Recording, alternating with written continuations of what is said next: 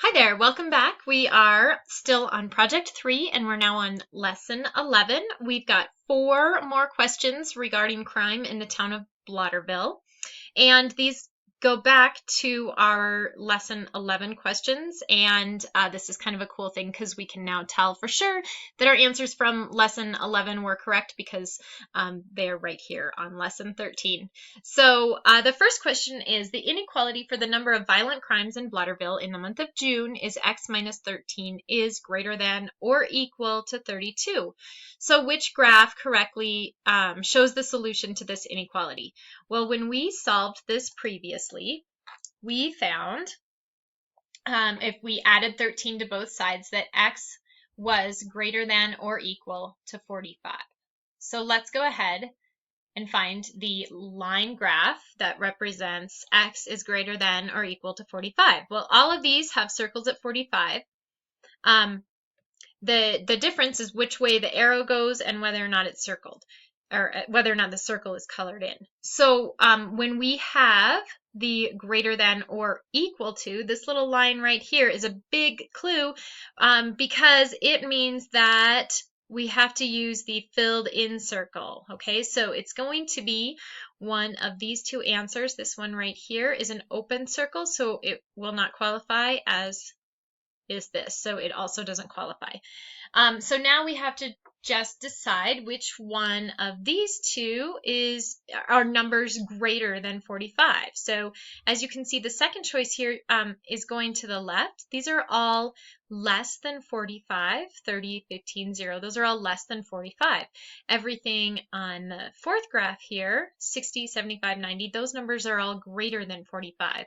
So our first answer here is this one. X is greater than or equal to 45. We've got a colored in circle and we're going to the right. Okay, let's move on.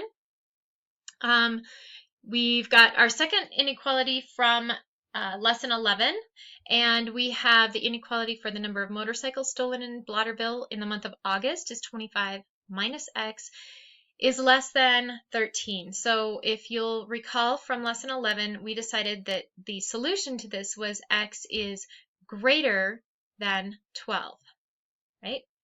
Because we had to switch the direction of the inequality sign due to this negative being associated with the x. So the greater than without the line underneath means that we are dealing with an open circle. Oops. Let's get rid of that real quick. Okay, so we are dealing with an open circle instead of a closed circle. So these two won't work, but these two will. So we are going to have a number greater than 12, which means 15, 18, 21. Any of these numbers are greater than 12. As you can see, these 9, 6, 3, 0, these are all less than 12. So our answer on this one, again, another pretty quick solution here, is x is greater than 12 is an open circle with a line going to the right from 12.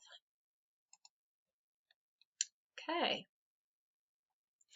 Now we have a little bit more information. In addition to the constraint put on x in the previous problem, it is also known that the total of 25 vehicles were stolen from the month. Okay, they did tell us that previously. So meaning that the number of motorcycles stolen, x, cannot be more than 25. Okay, that makes sense. We decided that x is greater than 12, but it also can't be more than 25 because we know that that's the number that was stolen. So which of the following compound inequalities correctly represents the situation? Okay, so there's more than one here. So 12 is our smallest number, and we can think of this by just doing a number line.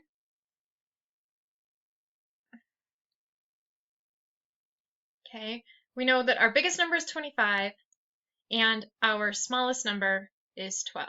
Okay, let's say 0's down here somewhere. So we know that we've got an open circle here at 12 and a closed circle here at 25, and x can be anywhere in between there. It can be 13, 14, 15, all the way up and including 25. Okay, so we need to find the compound inequalities that will represent this situation. All right, so if I just look down at the very bottom one, okay, I can see that x is greater than 12 and x is less than or equal to 25. Both of those work. It's not an or situation, okay? Because an or situation would mean that if it's less than or equal to 25, it could also be down here at 11. But that wouldn't suffice for x is greater than 12, okay? So the and situation is what works here. And when you have an and situation, you can also rewrite into something like this, where 12 is less than x, but also, 12 is less than x, and then x is less than or equal to 25. So again, all of these values in here fall within the constraints of both of these inequalities. The rest of these, x is greater than 12 and x is less than 25, we need the less than or equal to, so that's why that doesn't work. This one doesn't work because it doesn't have the equal to, and the or here would make things confusing. Let's see, x is greater than 12, or again, this is kind of the same situation. This does have the equal to there, but the or is what is wrong about this one. This one could be correct, but it doesn't have the or equal to symbol. So that's why the only two that are right are this last one and the second one. Okay.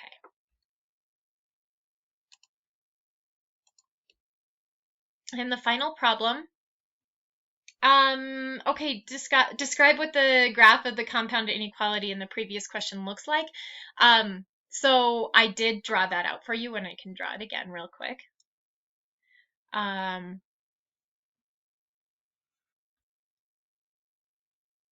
We've got 0, 12, and 25.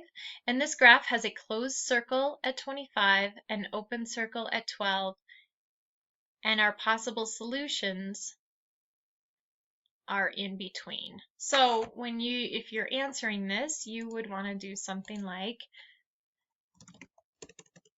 this line graph has an open circle at 12 and a closed circle at 15 to, let's see, with a line between to indicate that the solutions are greater than 12 up to and including 25. And that's all you'd have to write. Okay, we are done with lesson 12. Thanks for hanging in there.